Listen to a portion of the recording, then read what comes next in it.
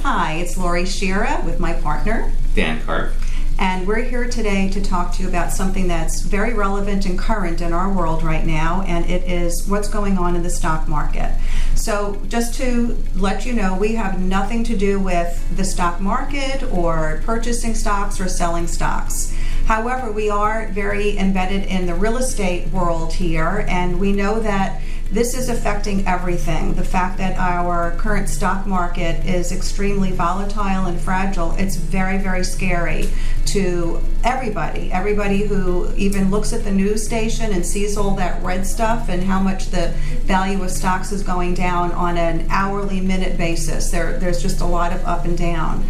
And so we wanted to talk to you today about how that might be impacting real estate and people purchasing homes for themselves to live in or even as investments. So Dan, if you would share what you and I have been talking about, how you feel this is affecting everybody. Sure. Yeah, it is a scary time, and seeing the volatility in the stock market and seeing the downturn recently, it's something to be aware of. And as Laura and I were discussing, the idea of owning real estate versus owning a stock or a bond or something that's we can't control is different here in real estate. We can't control our real estate assets. We can't control what we're purchasing.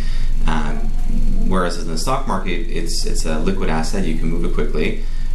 On the flip side, when we're looking at real estate, it's something that can't be traded necessarily in 10 days and realize that equity that has either appreciated or that gain in the property.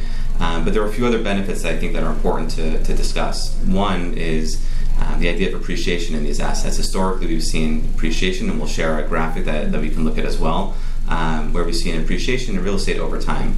We're also looking at owning this asset, and we're getting benefit of the asset and using the asset. I think that's something to be aware of too if we're going to occupy and really use that for ourselves or for our family, for relatives, or looking at it as an investment where we could have passive income from these properties. Whether you're looking for a seasonal rental, you could rent out the property short term, you can rent it on an annual basis. There's significant opportunity when we're talking about owning real estate and what you can do with it. So I think there's a lot of benefits of looking at the contrast between the stock market, which we look at as trying to build wealth, and looking at the real estate market where we're building wealth in a bit of a different way.